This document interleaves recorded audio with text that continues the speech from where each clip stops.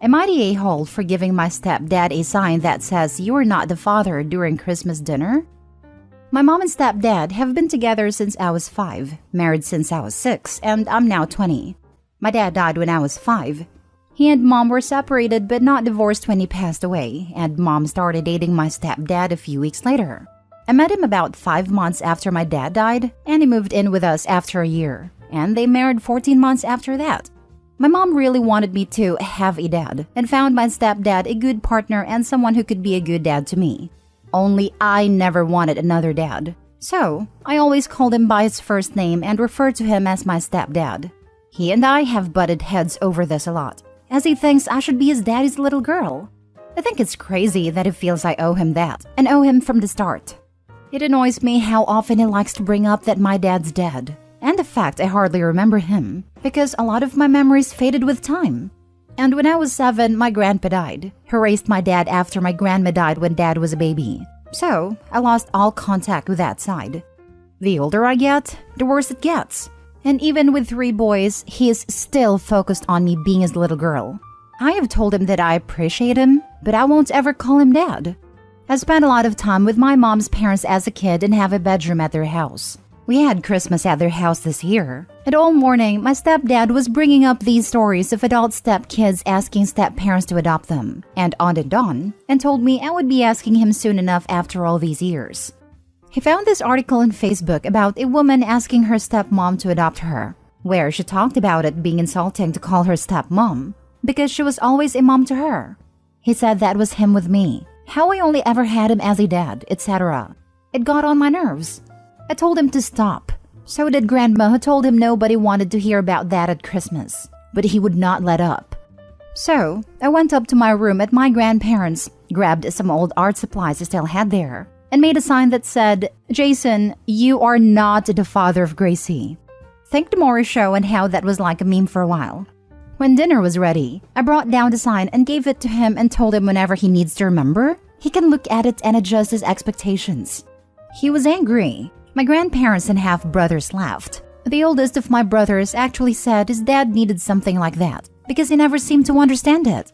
My mom tried to calm him down, but he told me I was an ungrateful and disrespectful little girl who would be sad when he finally gives up caring about me. I told him I never asked him to annoy me, but to accept I will never call him dad and will never allow him to adopt me. I told him we could be close if he just accepted I don't see him as my dad. My mom wants me to apologize, but my grandparents think he should apologize for always pushing. Am I the a-hole? Now for the top comments. Not the a-hole. Normally, I would have thought the sign was a bit much, but apparently he would not get the message even after being told repeatedly, and even after 15 years. He seems to have real control issues. I thought the same thing. This man isn't upset about her not wanting to be his daughter. He's upset he can't control her. Not the a-hole. Creepy AF. Your mom should have shot this down ages ago. What's up with this fixation? I am thinking, specifically because of the adoption language, that he is wanting validation and praises from others about everything I did for this child. In other words, I think this is a savior complex, and he wants recognition for his good deeds of saving this poor girl who lost her father, and then resentment for not getting it. OP, not the a-hole. Step needs to grasp reality and get over his ideas of how he needs to be validated by you and others for his perceived acts of heroism regarding you. Stay strong. Not the a-hole. Jason is super disrespectful of your dad's memory. Yeah, that pisses me off more than anything. Next story. Am I the a-hole for not accepting and opening gifts from my mom and her family? My 16 male parents divorced when I was 6. Mom remarried when I was 8 or 9, and her husband has 2 kids, 12 and 14, with his late wife. They were always favored. They got more attention and more gifts. I complained, but was always told they lost their mom. After some time, my mom adopted them, which I hated, and everyone still used the same excuse. It all came to head this November at my birthday. I got half the value of gifts than them for their birthdays. I was angry and argued with my mom and her husband. In the end, I told them that I don't want gifts from them and the rest of my mom's family ever again. Neither for my birthday nor any holidays. I am done. For Christmas, I am with my mom at the morning and then go to my dad and stepmom in the afternoon.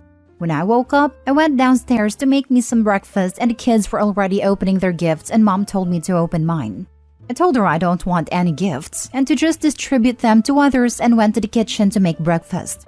Mom, her husband and grandparents came after me and told me how ungrateful I am and to just open the gifts.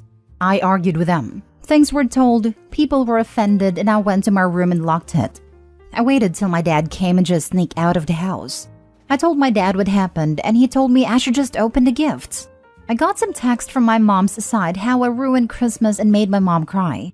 She texted me and begged me to come home, but I told her I'm not coming till 2nd of January when my school starts. Should I have just accepted the gifts or am I the a-hole? Not the a-hole. You were clear in your expectations. You expected equal treatment, didn't receive it, and let them know you'd no longer tolerate it. It's a shame your mother allows and encourages this. Do you live with her? Can you stay with your dad? And I'd point out that you didn't ruin anything. Her treatment of you ruined things, and I'd even ask her why she cares so much. Thank you. My school is in my mom's city, so I'll live with her. My dad is in another city 40 minutes away. I still have 2 years to go. I hope I make it. There is always tension in my mom's house when I'm there. We went to family therapy, but I always felt I was being gaslighted by everyone. I'm just done. Not the a-hole. Enough with their BS. Instead of the presents, imagine your mom and stepdad are serving you a disgusting soup every year. You taste it year 1, you don't like it, and it makes you sick. Next year, same. At this point, you know how the soup is going to taste and how you're going to feel. No need to subject yourself to this experience. Your mom crying is really funny to me, and the fact that she says you're ruining Christmas by not tasting their disgusting soup is sick. Wow, that is a great comparison. I will use that in next family therapy. Thanks. Actually, this is something my therapist told me. Glad it helped.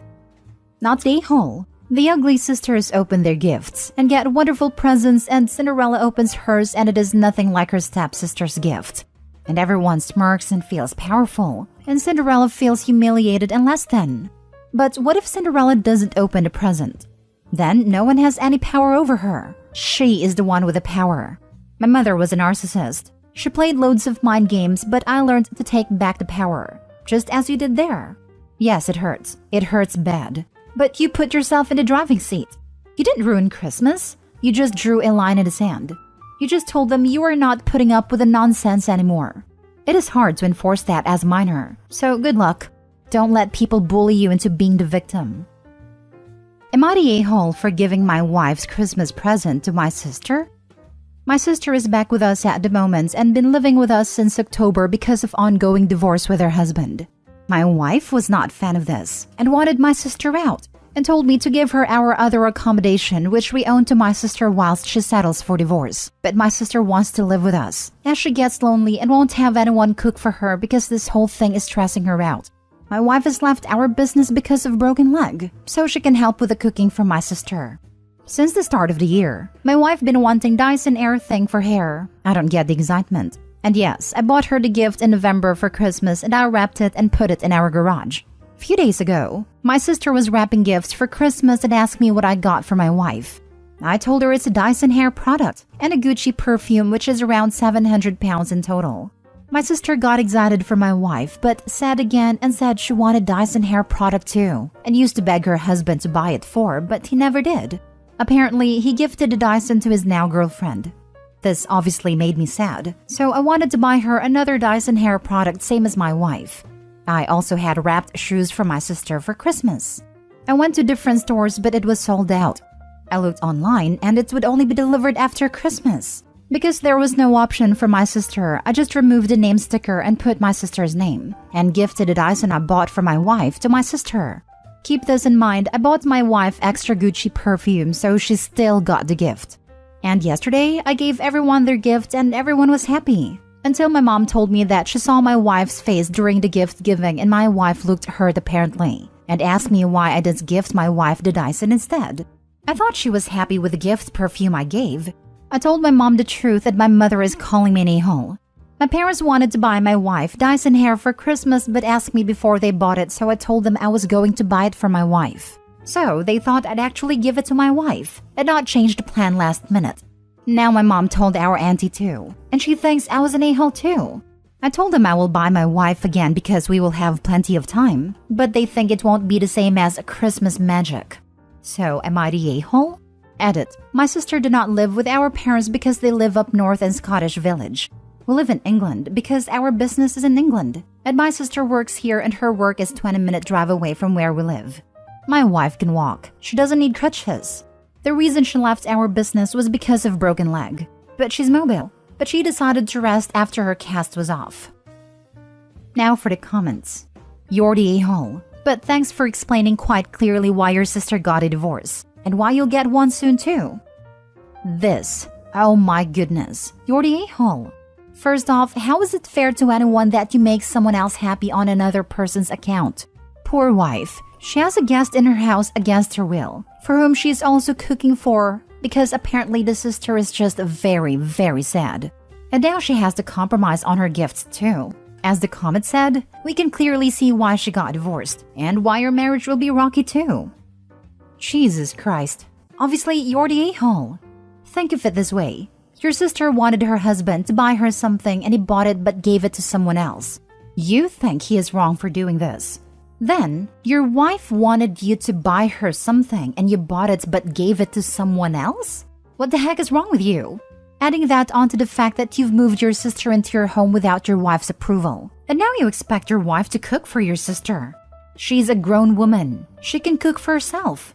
And if your wife doesn't want her there, she should never have moved in. Why do you care more about your sister's feelings than your wife's? Even your own parents see that you're being a bad husband. How are you this dense? Guess the sister can keep Opie company during his divorce. Opie is such an a-hole. If he keeps it up, wife don't stick around. Sister can't cook. They will need a new maid who will get no more presents. The sister can't cook because she has the SADS. Wife with a broken leg can cook for the sad sister. If I were the wife, I know where I'd stash the crutches when I was done with them. Last story. Am I the a-hole for saying no to my in-laws taking our kids to Disney? My male 28, wife female 28, and I have 2 daughters, 6 and 5 years old, which is prime Disney age. They're both super into princesses and all that. We've talked about taking them to Disney over the next few years as we know they'd love it. My wife has never been before, and I've only been once when I was 10 years old. It was definitely a memorable trip for me, as my family had to save up a while for it. We've always known that Disney would be our big trip with our girls. In July, my father-in-law got diagnosed with prostate cancer. After a few rounds of chemo and some rather intense stays at a hospital, it's only gotten worse. It's spread across to other organs in his body, and rather than trying to suffer to fight it, he's opted to just not do chemo and try to live with what time he has left. As a result, him and my mother-in-law have decided to make more memories with family. One of these memories is to take our daughters to Disney and surprised them with a trip yesterday during Christmas. At first, I thought my wife would be against it as well. We've always said we've wanted to get to experience taking them and seeing their faces. However, I found out that my mother-in-law cleared it with my wife last month. My wife didn't tell me because she thought I would be surprised and excited for our daughters. I sat through all of the rest of the night, but when we got home, we had a serious discussion about it. I told my wife that I didn't want our daughter's first trip to Disney to be without us. She suggested we go along, but the trip is in February, and booking flights plus hotel plus tickets for just my wife and I for the time they're all going is still going to be almost $5,000. I told my wife that we have to talk to her parents and decline the trip, but my wife is saying that I'm being selfish and heartless by robbing our daughters of this experience and robbing them of a core memory with my father-in-law before he passes. Am I being out of line here? You're the a-hole. Your wife is right. I understand your disappointment in not being the first to take your kids to Disney, but these are special circumstances. Their grandfather / your wife's father is dying and wants to create memories with his grandchildren that will last once he is gone. It's small-minded and selfish to take that opportunity away from him and your children, just so you can be the first to have the experience with them. Do you think if you do this, your wife and daughters won't resent you for what you are taking away from them to satisfy your own selfish need? If you do this, remember, someday your daughters will be adults, and think about how they will look back on this and what they will think about you. It's Disney. They will light up every time regardless of being the first trip.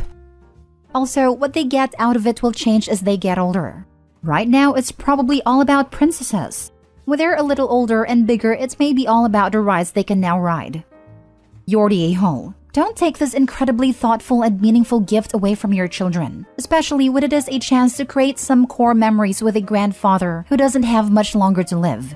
Take it from someone whose grandfather also died when I was young. These are the kinds of memories they will cherish. It would be incredibly selfish to take this away from your children, and also from your wife. This is her father who is dying, and she probably wants this for your kids more than you know. Either figure out how to make this trip work, or take them again when you can't afford it. Guaranteed they will love a return trip, and likely wouldn't have gotten to see all of it the first time, so it will still be a magical experience. The kids will appreciate it so much more when they are 9 and 10. Plus, it will trigger lovely memories of a special time with their late grandfather.